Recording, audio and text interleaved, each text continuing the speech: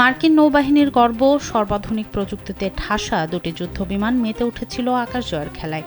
আইডাহোর mountain home বিমানঘাটের গান fighter skies air শোতে তখন হাজারো দর্শকের চোখ আকাশে, কিন্তু হঠাৎ সব ওলটপালট করে দিয়ে বাতাসের গতিতে ঘটে গেল এক নাটকীয় দুর্ঘটনা। মাঝ আকাশে হুইডোবে আইল্যান্ডের 129 নম্বর স্কোয়াড্রনের দুটি EA-18G গ্রোলার বিমান একে অপরকে গুড়িয়ে দিয়ে ছড়িয়ে দিল আগুনের লেলিহান শিখা। মুহূর্তেই চুরমার হয়ে গেল কয়েক হাজার কোটি টাকার অত্যাধুনিক প্রযুক্তি। এক্সপার্ট ইঞ্জিনিয়ারদের দক্ষ হাতে দেশের মানুষকে প্রতিদিন সুরক্ষিত রাখার প্রত্যয় নিয়ে এলো সেফ সার্কিট ব্রেকার। ধাক্কা খেয়ে বিমান দুটি অদ্ভুতভাবে আটকে থেকে একসঙ্গে ঘুরতে ঘুরতে নিচে পড়তে থাকে। ঠিক তখনই অলৌকিকভাবে মৃত্যুর মুখ থেকে প্যারাশুট নিয়ে ইজেক্ট করেন 4 ক্রু সদস্য।